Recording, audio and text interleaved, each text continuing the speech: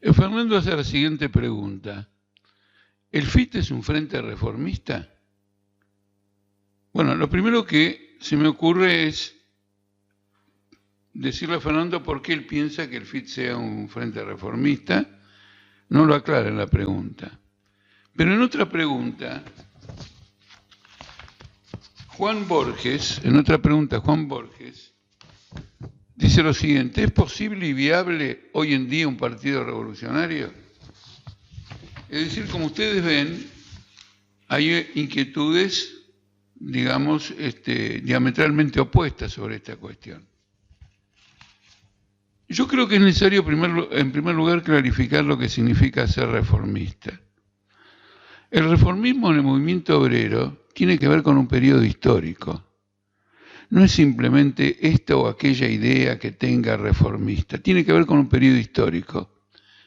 Particularmente en el siglo XIX y hasta la segunda década o la primera década del siglo XX, el capitalismo se desarrollaba, al menos en los países centrales y algunos periféricos, con tal pujanza que abrió el espacio para la existencia de un movimiento de reformas en la clase obrera.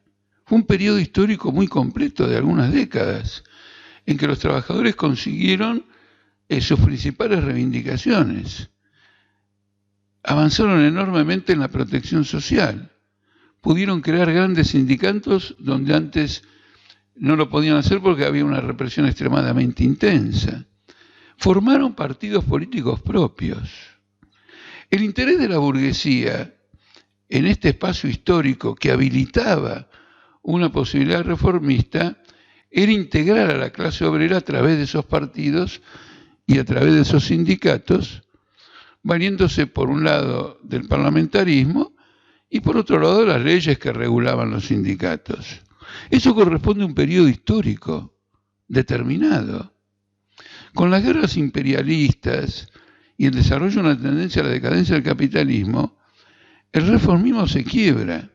Es decir, los partidos existen, siguen existiendo los partidos socialistas, siguen existiendo los sindicatos, pero no avanzan de ninguna manera en el campo de la reforma. Hubo un breve periodo, que yo no lo calificaría de reformista, posterior a la Segunda Guerra Mundial, en donde se obtuvieron muchísimas conquistas, pero no porque era un periodo histórico ascendente y había posibilidades reformistas, sino porque la Segunda Guerra produjo una intensa actividad revolucionaria en todos los países europeos, y el temor a una revolución era la época en que estaba triunfando, por ejemplo, la Revolución China, muy importante. Entonces el temor a la revolución dejó un espacio de unos 5 o 10 años para nuevas conquistas. Esto que yo le estoy diciendo, por ejemplo, en la Argentina, se verificó con el Partido Socialista a principios del siglo XX, finales del siglo XIX y principios del siglo XX, y también con el desarrollo de los sindicatos. Y se obtuvieron también importantes conquistas.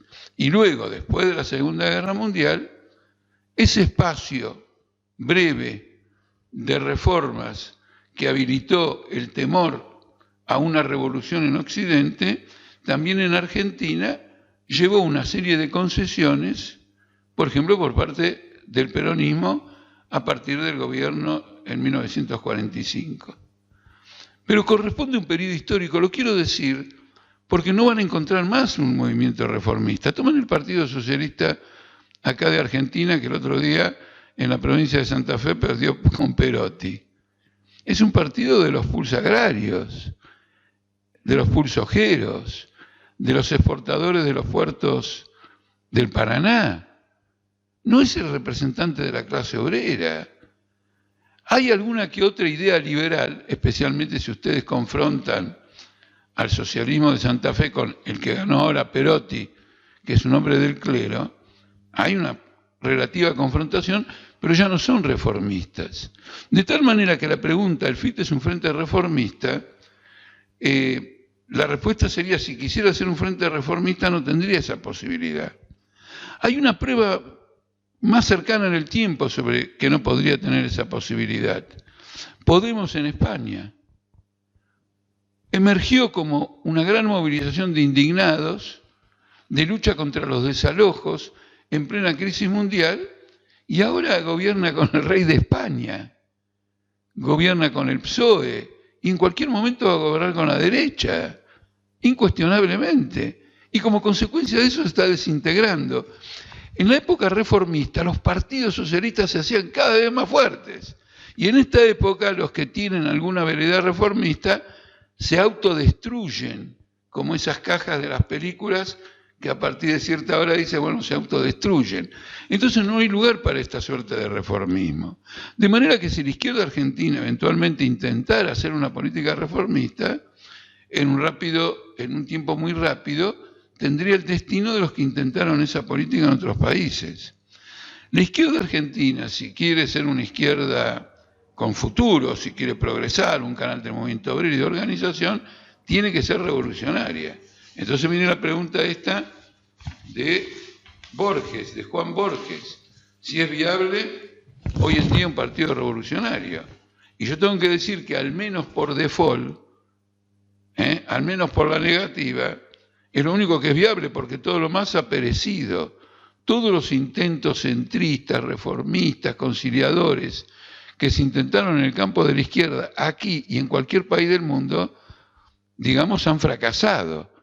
Y el Partido Revolucionario encuentra su justificación especialmente en una época de decadencia capitalista. Nosotros tenemos los índices, los conocemos todos, 35% de nivel de pobreza, flexibilidad laboral, despidos, 20% de despidos, la tasa de desocupación es del 20%.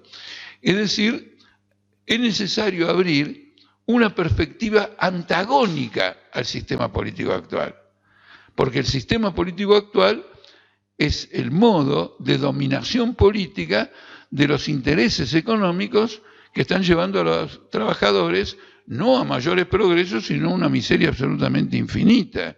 Argentina es un ejemplo de eso, pero Brasil también es un ejemplo de eso, Colombia es un ejemplo de eso, y es un ejemplo de eso los países europeos, donde las condiciones de vida de las masas se han deteriorado a tal extremo que distintas corrientes, no solo de izquierda, sino que algunas de derecha, encuentran a través de la demagogia algún eco en las masas desesperadas.